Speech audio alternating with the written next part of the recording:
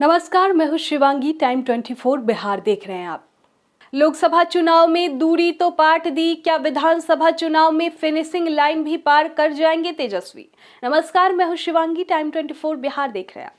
Lok Sabha election result और खासकर उत्तर प्रदेश के चुनावी नतीजों ने जहां एक और कई लोगों को हैरत में डाल दिया, तो वहीं दूसरी ओर बिहार में इंडिया ब्लॉक के खाते में गई 10 सीटों के आंकड़े भी थोड़े चौंकाने वाले रहे। चुनाव बहस में तो भाजपा को उत्तर प्रदेश में एक तरफा बढ़त थी, वहीं बिहार में तेजस्वी यादव की 200 से अधिक चुनावी रैलियों, उनकी जनसभाओं में रोजगार के मुद्दे पर कतार में खड़े युवाओं और सोशल मीडिया पर हनक को देखते हुए कई राजनीतिक जानकार आरजेडी की मौजूदा स्थिति से इधर थोड़ी और सीटें जीतने का आकलन लगाए बैठे हैं।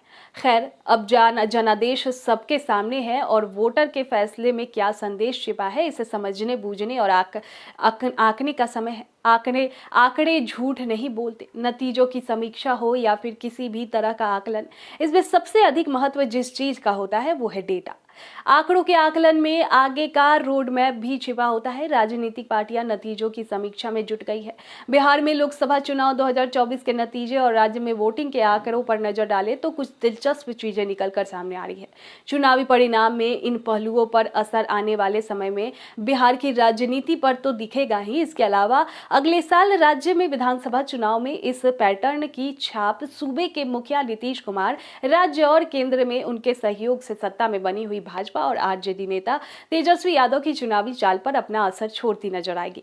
बिहार में लोकसभा चुनाव 2024 और 2019 के नतीजों के बीच अगर तुलना करें तो एनडीए और इंडिया ब्लॉक के प्रदर्शन में एक बारीक अंतर निकलकर बाहर आता है। यहाँ ये जान लेना जरूरी है कि दोनों ही चुनावों में दोनों ही गठबंधन का स्वरूप लगभग एक जैसा ही था। एक आध छोटे दलों को अगर रहने दे तो बिहार में आज इंडिया ब्लॉक और 2019 के महागठबंधन का स्वरूप लगभग एक समान ही था। यही कहानी दो एनडीए खेमे की भी थी। 2024 और 2019 के चुनाव आंकड़ों की तुलना करना इसलिए भी दिलचस्प है कि लोकसभा चुनाव और बिहार विधानसभा चुनाव के बीच करीब 18 महीने का ही अंतर होता है, जबकि दोनों चुनाव के वोटिंग पैटर्न में काफी बदलाव भी देखने को मिलता है।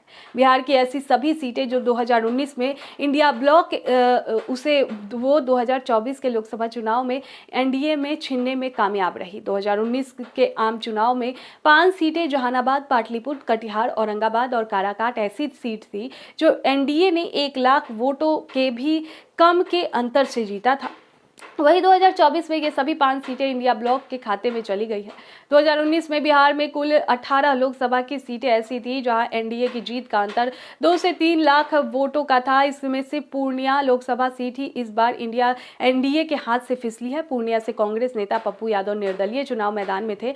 यहां से वो करीब 24 वोटों से जीतने में सफल रहे। इसमें बाकी बची हुई सभी 17 सीटों पर एनडीए की जीत का अंतर पहले से कम हुआ है। हालांकि 17 में से 13 सीटें ऐसी है जहां एनडीए उम्मीदवारों को जीत का अंतर इस बार भी कम से कम 1 लाख से अधिक का बना रहा, जबकि 4 सीटें वैशाली, सीतामढ़ी, उजियारपुर ये ऐसी सीटें हैं और पूर्वी चंपारण ऐसी सीटें हैं जहां इंडिया ब्लॉक अपनी हार के मार्जिन को 2019 के मुकाबले 1 लाख वोटों से कम तक खिसकने में सफल हो पाया। इस खबर पर आपकी क्या राय है, कमेंट बॉक्स में हमें जरूर बताएं और ऐसे ही खबरों को देखने के लिए देखते रहें हमारा चैनल टाइम 24 बिहार।